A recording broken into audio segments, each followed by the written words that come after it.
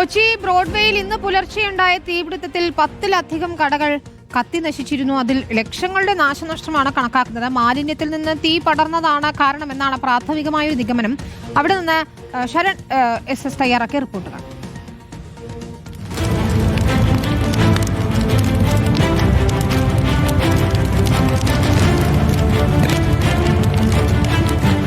കൊച്ചി നഗരത്തിൽ കടകൾ കൊണ്ട് തിങ്ങി നിറഞ്ഞ ഏറ്റവും തിരക്കേറിയ പ്രദേശമാണ് ബ്രോഡ്വേ.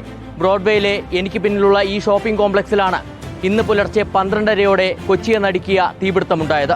തീപിടുത്തത്തിൽ 10-ലധികം കടകൾ കത്തി നശിച്ചു. അങ്ങനെ ലക്ഷങ്ങളുടെ നാശനഷ്ടമാണ് കണക്കാക്കുന്നത്.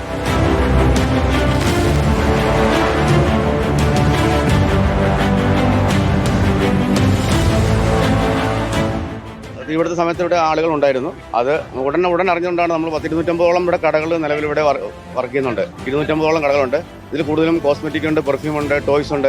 എല്ലാം ഹോൾസെയിൽ ചെയ്യുന്നതാണ്. ഹോൾസെയിൽ കടകൾക്ക് സമീപത്തായി മാലിന്യം കൂട്ടിയിട്ടിരിക്കുകയായിരുന്നു.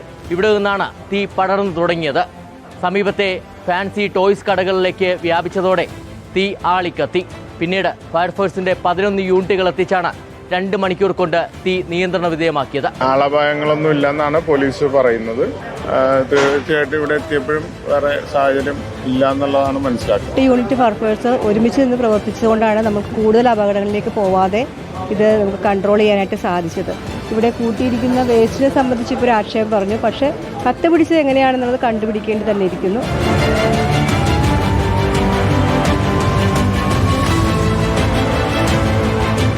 ഷോർട്ട് സർക്യൂട്ടാണ് തീപിടുത്തത്തിന് കാരണമെന്നായിരുന്നു തുടക്കത്തിലുണ്ടായിരുന്ന സംശയം. എന്നാൽ KSEBയുടെ പരിശോധനയിൽ അതല്ലെന്ന് കണ്ടെത്തി. പ്രധാനമായും മാലിന്യത്തിൽ നിന്ന് തീ പടർന്നതാകാമെന്ന നിഗമനത്തിലേക്കാണ് എത്തിച്ചേർന്നിരിക്കുന്നത്.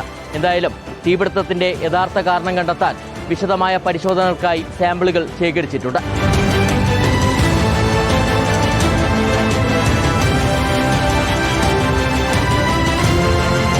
ക്രിസ്മസ് ദിനത്തിലടക്കം പുലർച്ചെ 2 മണിവരെ തുറന്ന് പ്രവർത്തിച്ചിരുന്ന ഷോപ്പിംഗ് കോംപ്ലക്സാണ്. ഇന്നലെ തിരക്ക് കുറവായതിനാൽ കടകൾ നേരത്തെ അടച്ചിരുന്നു. അതിനാൽ ആളപായമുണ്ടാകാത്തത് ഏറ്റവും ആശ്വാസകരമായി.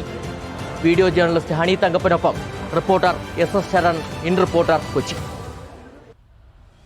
പുതുവത്സരത്തിൽ കച്ചവടം കാത്തിരുന്ന 10 കടകളാണ് കത്തി നശിച്ചത്. ലക്ഷങ്ങളുടെ നാശനഷ്ടമുണ്ടായി എന്നാണ് വിലയിരുത്തുന്നത്. ഏതായാലും അന്വേഷണം തുടരുക തന്നെയാണ്.